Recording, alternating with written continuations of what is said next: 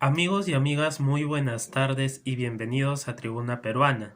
El día de hoy vamos a hablar sobre las propuestas y el plan de gobierno de el candidato presidencial Pedro Castillo, uno de los dos candidatos que acá en el Perú ya han pasado a segunda vuelta. Nosotros sabemos que el día 11 de abril a las 7 de la noche, casi la gran mayoría de todo el Perú quedó conmocionada por el flash electoral a boca de urna encabezado por el candidato Pedro Castillo, un candidato que no se veía venir, un candidato que casi no era considerado por las encuestas, pero que sin embargo lideró el voto de más de 16 a más de 20 regiones de todo el Perú. Pedro Castillo es un candidato extremista, de extrema izquierda, eso no podemos negarlo. Como tampoco podemos negar que los extremos nunca son lo más ideal o nunca es lo más ideal en una determinada sociedad. Nosotros hemos escuchado y hemos visto principalmente en las plataformas de los organismos electorales que el candidato Pedro Castillo ha obtenido la mayor parte de sus votos en la Sierra Sur del Perú y en realidad en la Sierra Centro y en la región de Cajamarca, principalmente en los lugares donde se asientan los pueblos más pobres del Perú.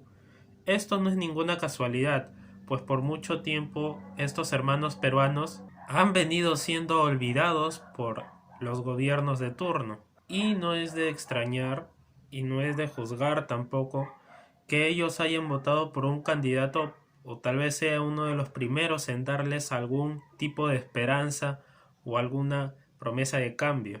Pero esto no quita que estemos a punto de elegir a un candidato que, por ejemplo, piensa que la dictadura venezolana en realidad es una democracia, que quiere cerrar sin ningún criterio el Congreso de la República y además el Tribunal Constitucional, el último bastión que tenemos dentro de nuestro sistema judicial para hacer valer nuestros derechos. Estamos a punto de elegir a una persona que ve monopolios por todas partes, a una persona que tiene como secretario general del partido por el que postula a un condenado por corrupción, específicamente al señor Vladimir Cerrón, ex gobernador regional de Junín. Y además estamos a punto de elegir a una persona que dudosamente lideró la gran huelga magisterial del año 2017. El señor Pedro Castillo tiene un plan que puede resultar muy ambicioso, pero a la vez muy costoso para el Perú, y que actualmente en nuestro ordenamiento constitucional resultan totalmente inviables. Sin embargo, para haber concretado sus planes, primero tiene que forjar determinados acuerdos o alianzas, principalmente dentro del Congreso de la República si es que él llega a ser presidente, pues él no tiene una bancada mayoritaria, más bien su bancada es en minoría, a pesar de que tenga 32 congresistas. Para este partido, la actual constitución, la de 1993, fue forjada principalmente por el empresariado nacional. Además la califican de individualista, mercantilista, privatista y entreguista. Cuestionan diversos aspectos de ella, como por ejemplo la imposibilidad de revisar los contratos ley y el aspecto económico. Principalmente ellos cuestionan los artículos 60, 61 y 62 de la Constitución. Para solucionar ello, proponen una nueva Constitución que sea aprobada mediante Asamblea Constituyente. Esto es curioso, porque el artículo 206 de nuestra Constitución actual, que prevé el proceso de reforma total o parcial de nuestra Constitución, no establece en ninguna de sus partes que pueda ser mediante una asamblea constituyente. Si se quiere reformar total o parcialmente la Constitución actualmente, este proceso tiene que pasar sí o sí por el Congreso de la República. Es decir, tiene que pasar primero por el Congreso de la República con un voto de 66 congresistas por lo menos, más un referéndum, o si no, tiene que ser mediante dos votaciones de 87 congresistas en dos legislaturas ordinarias consecutivas. Pero no se le puede obligar al Congreso de la República a llamar a una asamblea constituyente. Para eso tendría que primero reformarse la reforma de la Constitución y después ya se puede llamar a una asamblea constituyente, ya que estas asambleas constituyentes generalmente siempre han nacido de golpes de Estado o de gobiernos de facto. Este es el procedimiento que un gobierno o un partido de izquierda tendría que seguir para cambiar la Constitución o para hacer reformas que principalmente se centran en el modelo económico, para que el Estado actúe como un empresario y además para que regule precios o para que se inmiscuya un poco más en la economía. Desde acá esperamos que hayan consensos o que hayan alianzas para que se puedan hacer en realidad verdaderas mejoras hacia la Constitución de 1993 y que no se llegue a extremos de cerrar el Congreso, como lo ha dicho el señor Pedro Castillo. Claro que esto solo y únicamente se puede hacer si es que este Congreso cierra o censura a 2 gabinetes ministeriales. En el aspecto económico, el Partido de Perú Libre plantea una economía popular con mercados, es decir, un Estado que pueda crear empresas y que a la par pueda competir equitativamente con las empresas privadas. Además, plantean la eliminación total de todos los monopolios y la administración exclusiva de algunos recursos estratégicos por parte del Estado, en salvaguarda, claro, de los intereses nacionales. Además, proponen revisar todos los contratos ley para que se renegocie el reparto de utilidades en sectores estratégicos como el sector minero o el sector de los hidrocarburos. Y por último, también plantean exigir coactivamente el pago de todos los tributos que las grandes empresas no han pagado en tantos años, como por ejemplo la empresa Telefónica. En educación, Perú Libre plantea declarar en emergencia a este sector y realizar una serie de reformas importantes. Plantean un ambicioso proyecto para que se pueda incrementar el presupuesto de este sector de 3.5% del PBI nacional a casi el 10% del PBI nacional, lo que significaría una inversión de más de 22.000 millones de dólares que puedan ser invertidos en aspectos como infraestructura, mejor equipamiento, el aumento de sueldos a los maestros, la construcción de mayores colegios, etc. Además, proponen también el ingreso libre a todas las universidades públicas del país, es decir, la eliminación del examen de admisión. Además, plantean un servicio militar voluntario más el ingreso a una universidad.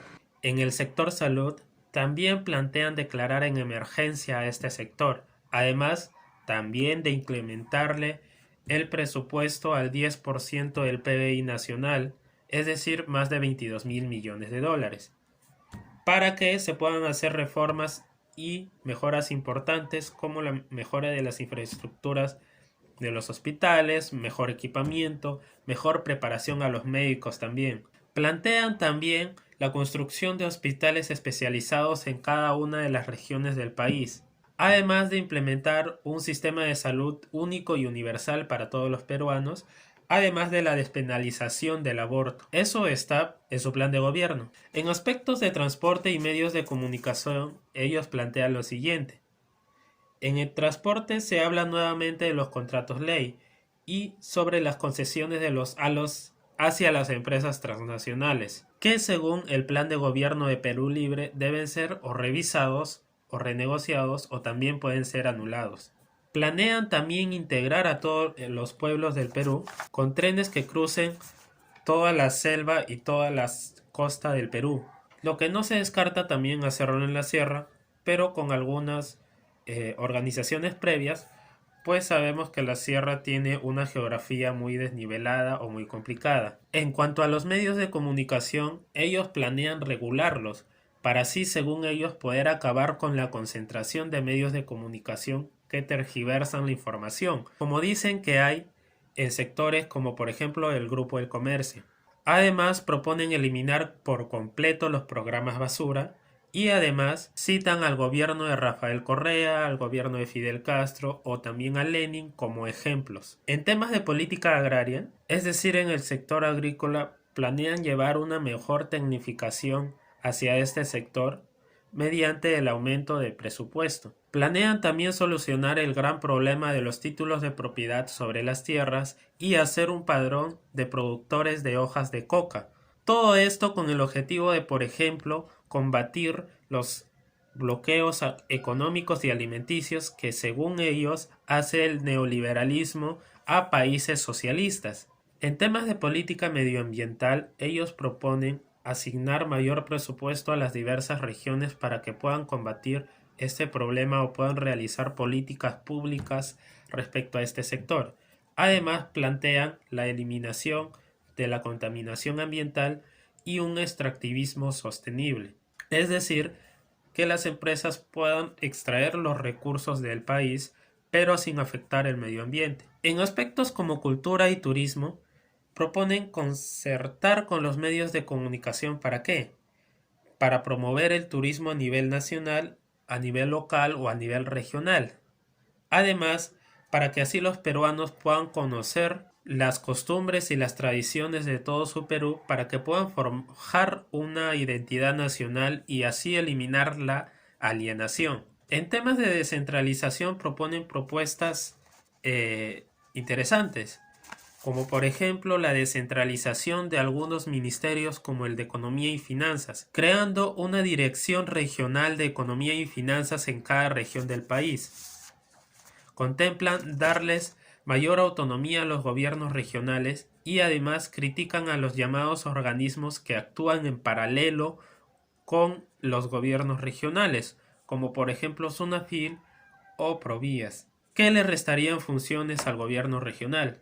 Además, en su mismo plan de gobierno resaltan las ventajas que podría tener si es que el Perú adopta un sistema federal, es decir, que cada una de las regiones que actualmente tenemos se conviertan en estados. En temas de política de anticorrupción, ellos plantean que lo principal es el cambio de constitución, en donde se establezcan, por ejemplo, la descentralización económica, en donde se establezca la imprescriptibilidad de los delitos de corrupción de funcionarios, la eliminación de los sueldos dorados por parte de algunos funcionarios del Estado y además la eliminación de la inmunidad política, además de otros aspectos. En temas de seguridad ciudadana, ellos plantean lo siguiente: fortalecer los sistemas de seguridad ciudadana, combatiendo la tenencia ilegal de armas, por ejemplo, cerrando los establecimientos que les vendan armas de fuego o armas letales hacia los particulares. Además, plantean que los policías o en general toda la institución de la Policía Nacional del Perú tenga una reorganización total. Además de que el personal de la Policía Nacional del Perú solo y únicamente tenga armas de reglamento y no armas particulares. Respecto a las rondas campesinas, ellos son bien tajantes en que el Estado debe respetarlas. En temas de derechos humanos en este eventual gobierno, ellos condenan todo acto de violación hacia estos derechos humanos, pero también critican a la Corte Interamericana de Derechos Humanos, pues según ellos actúa acorde a los intereses de los Estados Unidos. Además, resaltan el tremendo irrespeto hacia los derechos humanos en las décadas de 1980 y 1990. No es un secreto que Perú Libre quiera revisar en sí a la Convención Americana de Derechos Humanos o Pacto San José de Costa Rica, para que así se pueda denunciar y el Perú pueda salir de la jurisdicción de esta convención o de este pacto, lo que generaría mayores perjuicios que beneficios. Te explicamos más a detalle este proceso y los posibles perjuicios que traería al Perú en este video, que está por acá arriba. En temas de política de justicia, ellos plantean que todos los magistrados del Poder Judicial puedan ser elegidos por voto popular y cuando se requiera también puedan ser sometidos a revocatoria. Además, plantean eliminar todos los beneficios económicos y los altos sueldos que tienen los magistrados. Además, plantean no seguir perdiendo jurisdicción, según ellos, por parte de los tribunales internacionales, en temas principalmente de arbitrajes. Ellos también presentan una política hacia el beneficio de las mujeres. Plantean un mayor respaldo y respeto hacia las mujeres, sin hacer diferencias con el varón, en temas de, por ejemplo, trabajo, educación, sueldos, salud, etc. Y respecto a nuestras principales fuentes de riqueza, ellos critican que el sector minero solo deje el 30% de sus utilidades y las empresas mineras se lleven el 70%. Ellos consideran o califican como una estafa el contrato que se hizo con el gas de Camisea, al que pretenden nacionalizarlo. Ellos aducen en su mismo plan de gobierno que el gas de Camisea reporta un ingreso anual de 1.135 millones de dólares, cuando en realidad y a precio de mercado, como sucede en otros países, debe ser un ingreso hacia el Estado de más de 23.000 millones de dólares. Plantean también la revisión, obviamente, de las concesiones, la nacionalización de los recursos naturales del Perú y además la revisión de todos los tratados de libre comercio que ha hecho el Perú y demás convenciones internacionales. Plantean también, obviamente, la inversión del reparto de las utilidades con las empresas que extraen los recursos naturales del Perú. Es decir, que las empresas ahora ya no se lleven el 70% de sus utilidades, sino que ellas se lleven el 30% nada más y que el Estado se quede con el 70% de las utilidades y que en caso la empresa no quiera o se oponga, se proceda a la estatización. Frente a nuestra soberanía, ellos insisten en la nacionalización de los principales recursos naturales, además de la revisión, regulación y anulación de ciertos tratados internacionales. Y respecto a la postura frente al empresariado privado, ellos apuestan por la defensa del empresariado nacional sobre el empresariado transnacional que llega a ser mercado en el Perú. Sin duda, y como hemos visto, el plan de gobierno de Perú Libre plantea un incremento brutal del presupuesto del Estado y una mayor intervención del Estado en la economía, lo que podría traer serios problemas hacia la economía del Perú. Pero antes de ver estas propuestas realizadas, debemos ver también consensos dentro del Congreso de la República, ya que este Congreso, si es que el señor Pedro Castillo llega a ser presidente de la República, no le dejaría hacer prácticamente nada, pues la mayoría del Congreso no es de una posición de izquierda, sino más bien de una posición de derecha. Si contamos los congresistas de Perú Libre, más una eventual alianza con la bancada de Juntos por el Perú, no se llegaría ni siquiera a los votos necesarios para impedir una vacancia presidencial.